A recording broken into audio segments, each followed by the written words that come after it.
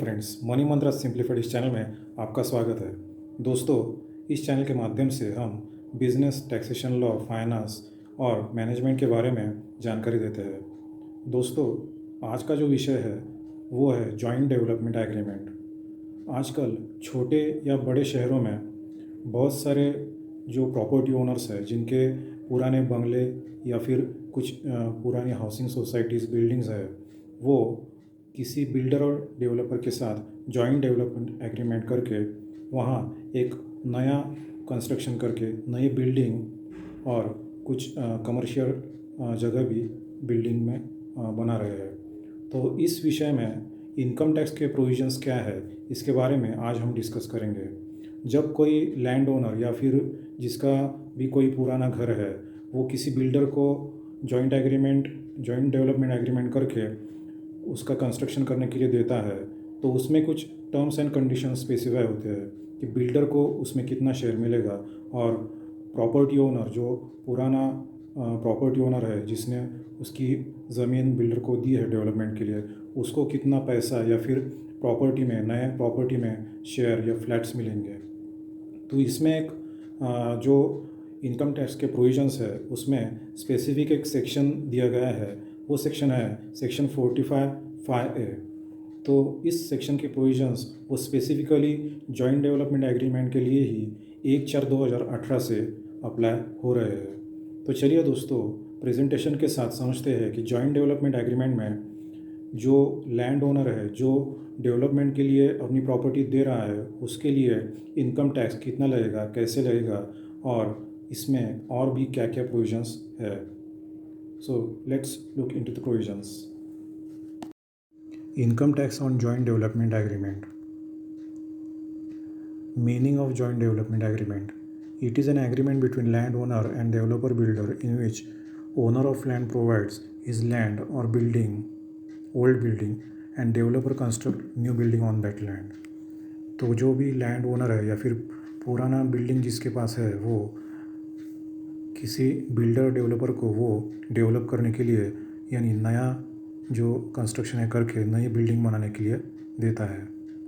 As per agreement, developer builder allots specified number of units to landowner or percentage of share in sale of units or partly payment in cash and partly allotment of some units.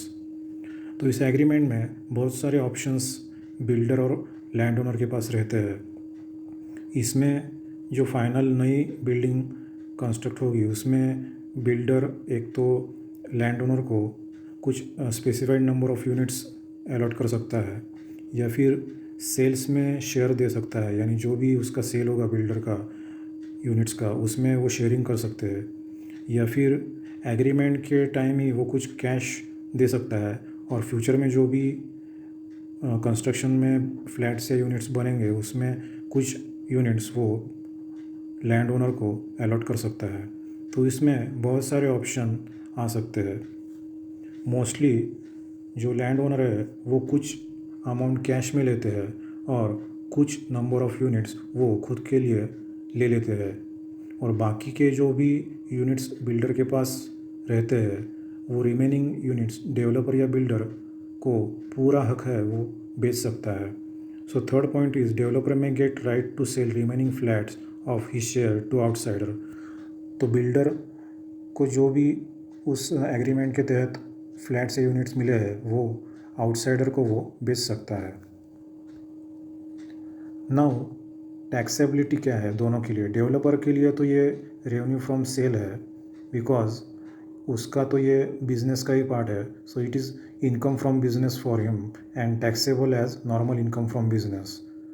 Profit and gains from business and profession इस head में builder या developer के लिए ये income माना जाएगा। और अगर लैंड ओनर जो खुद का लैंड या प्रॉपर्टी बिल्डर को दे रहा है उसको इनकम टैक्स में क्या टैक्स भरना पड़ेगा, किस प्रोविजंस के अंदर। Units received in new building और amount received from sale of units और cash that is his share is capital gain, so it is taxable under the head capital gain. तो लैंड ओनर को ये capital gain head जो है income tax act में उसमें ये income माना जाएगा। So it will become long-term capital gain for that landowner. Now, important points for landowner. Builder के लिए तो ये बिजनेस इनकम है, ये तो एक नॉर्मल पॉइंट है, क्योंकि वो बिल्डिंग कंस्ट्रक्ट करके उसका पार्ट जो भी सेल आउट करेगा वो उसका बिजनेस इनकम है बिल्डर के लिए, रेगुलर बिजनेस इनकम।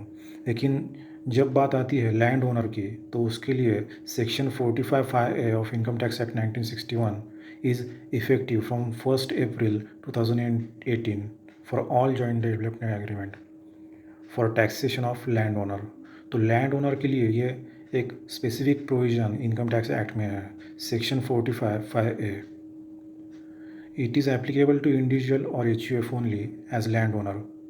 ये जो सेक्शन है, ये जो प्रोविज़न है जॉइंट डेवलपमेंट एग्रीमेंट में इनकम टैक्स में, ये सिर्फ इंडिविजुअल या फिर HUF, ये दोनों के लिए ही ये एप्लीकेबल है ये प्रोविज़न्स। अगर दूसरी कोई स्टेटस है या इसमें आप पार्टनरशिप या फिर प्राइवेट लिमिटेड कंपनी है, तो उनको ये प्रोविज़न्स लागू नहीं है। तो other than individual and HUF ये प्रोविज़न्स लागू नहीं है। ये प्रोविज़न्स सिर्फ इंडिविजुअल और HUF जो लैंड ओनर है उनके लिए ही एप्लीकेबल है। There should be registered agreement between land owner and developer. इसमें रजिस्टर्ड एग्रीमेंट यानी जॉइंट डेवलपमेंट एग्रीमेंट रजिस्टर्ड, सब रजिस्टर के पास रजिस्टर्ड होनी चाहिए, ये एक इम्पॉर्टेंट बात है।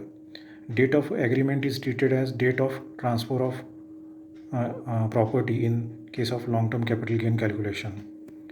तो जिस दिन जॉइंट डेवलपमेंट एग्रीमेंट रजिस्टर होगी वही डेट ट्रांसफ़र माना जाएगा for the purpose of long term capital gain calculation of land owner. Income is chargeable to tax in the year in which completion certificate is received for the project. अब land owner को income tax कब देना है? तो जब ये building complete होने के बाद कॉम्पिटेंट अथॉरिटी से कंप्लीशन सर्टिफिकेट इस बिल्डिंग का मिलेगा, पूरे बिल्डिंग या पार्टली जो भी है, तो उस टाइम पे उस ईयर में, जिस ईयर में कंप्लीशन सर्टिफिकेट मिला उस ईयर के लिए टैक्स जो है वो कैलकुलेट होगा। लेकिन ट्रांसफ़र कब माना जाएगा? जब रजिस्टर्ड एग्रीमेंट लैंड ओनर और बिल्डर के बीच में हुई तब वो ट्रांसफ़र, ईयर ऑफ ट्रांसफ़र वो माना जाएगा। लेकिन टैक्स चार्जेबल कब होगा? किस ईयर में? जब वो बिल्डिंग कंप्लीट होगी उस ईयर में वो टैक्स भरना पड़ेगा लैंड ओनर को। नाउ कैपिटल गेन कैसे कैलकुलेट होगा वो समझते हैं। उसमें सेल वैल्यू क्या आएगी?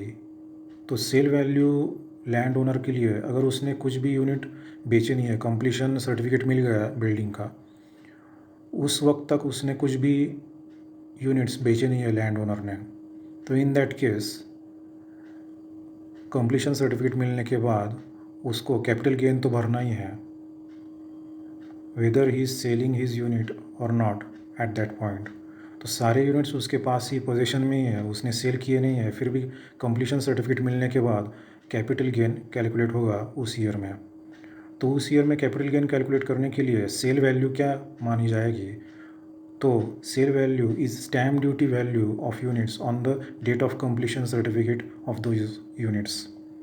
So sale value for the purpose of capital gain calculation and tax on that, it will be stamp duty value on the date of completion certificate. Indexation benefit in capital gain is available only up to the year of transfer, that is date of registration of JDA. So indexation benefit मिलेगा इसमें capital gain calculation के time पे, और वो indexation का benefit आपको owner को जिस ईयर में ट्रांसफ़र हुआ, यानी जॉइंट डेवलपमेंट एग्रीमेंट जिस ईयर में हुई है उस ईयर तक आपको इंडेक्सेशन मिलेगा benefit. So this section 45(5) is not applicable if entire consideration is received in cash by land owner and land owner transfer his share और units before completion of project. तो ये जो हमने प्रोविजंस अभी discuss की, तो ये स्पेसिफिक प्रोविज़न तब है जब आपको यानी लैंड ओनर को कुछ कंस्ट्रक्टेड यूनिट्स मिलते हैं। कैश मिलेगी तो भी चलेगा, लेकिन उसके अलावा भी फिज़िकल प्रॉपर्टी बिल्डर से कुछ यूनिट्स, एक दो या ज़्यादा यूनिट्स उनको लैंड ओनर को मिल रहे हैं तो ये प्रोविजंस अप्लाई होगी। और दूसरा जो है कंडीशन कि कंप्लीशन सर्टिफिकेट के पहले लैंड ओनर ने कोई भी यूनिट बेचना नहीं है, यानी उसने वो ट्रांसफ़र करना नहीं है, तो ये प्रोविजंस 45(i) की अप्लाई होगी। तो अगर आप लैंड ओनर है और आपको पूरा कंसिडरेशन कैश में ही पेड किया है बिल्डर ने, तो उस केस में आपका कैपिटल गेन इस सेक्शन के अनुसार नहीं होगा, वो नॉर्मल कैपिटल गेन के जो सेक्शन है उसके प्रोविजंस के तहत होगा। और दूसरे केस में आपने as a land owner completion certificate के पहले ही आपने प्रॉपर्टी ट्रांसफ़र कर दी किसी आउटसाइड कस्टमर को, तो भी आपको इस प्रोविजंस के जो बेनिफिट्स या फिर प्रोविजंस है वो अप्लाई नहीं होंगे। इन दैट केस आपको normal capital gain taxation apply होगा। So now we take example of this so you will understand it properly. A owner of 30 years old bungalow enters into joint development agreement with XYZ builders on 21st May 2020 to construct a building on the said plot. तो इसमें ए ये जो owner है उसके पास 30 साल पुराना bungalow है, वो जॉइंट डेवलपमेंट एग्रीमेंट करता है XYZ बिल्डर्स इनके साथ 21/5/2020 को। वहाँ वो बिल्डिंग बनाना चाहता है। As per terms of joint development agreement, A will receive 2 flats in future and ₹50 lakhs as consideration on the date of joint development agreement. तो जॉइंट डेवलपमेंट एग्रीमेंट में ऐसा मेंशन किया है कि फ्यूचर में जो बिल्डिंग बनेगी उसमें ए को 2 फ्लैट्स बिल्डर देगा और जॉइंट डेवलपमेंट एग्रीमेंट के टाइम पे ही ₹50 lakhs ये फिक्स अमाउंट लैंड ओनर को मिल जाएगी। Builder can sell remaining flats, और बाकी के जो भी ये 2 फ्लैट के अलावा जो भी फ्लैट्स बाकी रहते हैं वो बिल्डर खुद बेचकर वो अमाउंट ले सकता है। Builder completed the building and received completion certificate on 15/10/2021। तो जो बिल्डर का कंप्लीशन सर्टिफिकेट है वो नेक्स्ट ईयर में यानी अक्टूबर 2021 में आया है। Now taxability of A, mister A का जो टैक्सेशन है वो कैसे होगा under section 45(i) of the income tax act, वो हम देखते हैं। अब इस केस में year of transfer for long term capital gain will be financial year 2021 in which agreement is entered into, that is 21/5/2020। तो जॉइंट डेवलपमेंट एग्रीमेंट जिस साल में हुई उस साल में ये ट्रांसफ़र माना जाएगा। Indexation benefit will be available only up to the year of transfer, और 2021 इस फाइनेंशियल ईयर तक ही इंडेक्सेशन जो बेनिफिट मिलता है कैपिटल गेन कैलकुलेशन में वो मिल सकता है। Tax is chargeable in year financial year 2021 and 2022 because completion certificate is received on 15th October 2021।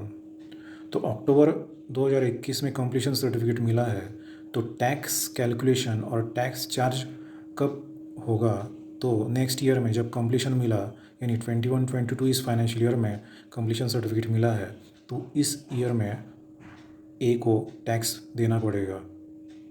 इस ईयर के लिए जब वो रिटर्न भरेगा तब वो टैक्स पेएबल हो जाएगा। लेकिन ट्रांसफ़र कब माना जाएगा, जब जॉइंट डेवलपमेंट एग्रीमेंट की पिछले साल यानी 2021 में मई 2020 में, तभी वो ट्रांसफ़र माना जाएगा और इंडेक्सेशन भी तभी तक मिलेगा। लेकिन टैक्स कब भरना है, जब कंप्लीशन सर्टिफिकेट जिस साल में मिला उस साल में टैक्स उसको लागू हो गया। Sale consideration of 2 flats will be stamp duty value on the date of completion plus cash received.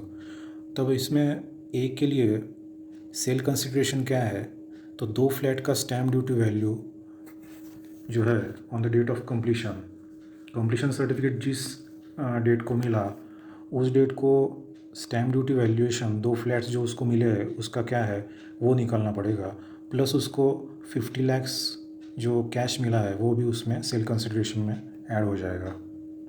So now for the calculation of capital gain, sale consideration is stamp duty value of flat on completion certificate plus cash received 50 lakhs. ये तो sale consideration हो गया ए के लिए जो land owner है. इसमें से लेस क्या होगा, जो बंगलो उसने दिया था बिल्डर को वो 30 साल पुराना था तो उसका इंडेक्सेशन कॉस्ट निकालना पड़ेगा. So index cost of 30 years old bungalow up to the date of transfer, that is joint development agreement जब हुई उस साल तक वो इंडेक्सेशन का जो है वो कैलकुलेशन होगा. तो 30 साल पुराना बंगला अगर उसने 1-2 लाख में लिया होगा तो उसका इंडेक्सेशन कॉस्ट निकाल के 30 साल का वो इसमें से माइनस हो जाएगा. तो नेट अमाउंट जो है वो capital gain land owner, that is in this case A, mister A जो है, इसके लिए ये कैपिटल गेन होगा. तो दोस्तों ये थी जानकारी जॉइंट डेवलपमेंट एग्रीमेंट के बारे में. आपको अगर इस विषय के बारे में कुछ भी डाउट या फिर क्यूरी है तो आप नीचे दिए गए कमेंट बॉक्स में कमेंट कर सकते हैं. मैं आपकी कमेंट पढ़ के आपकी क्यूरी सॉल्व करने की पूरी कोशिश करूँगा. इस वीडियो को ज़्यादा से ज़्यादा शेयर कीजिए और हमारे चैनल को सब्सक्राइब कीजिए तो आगे आने वाले सभी वीडियोस आपको मिलते रहेंगे. तो friends, thanks for watching and good bye.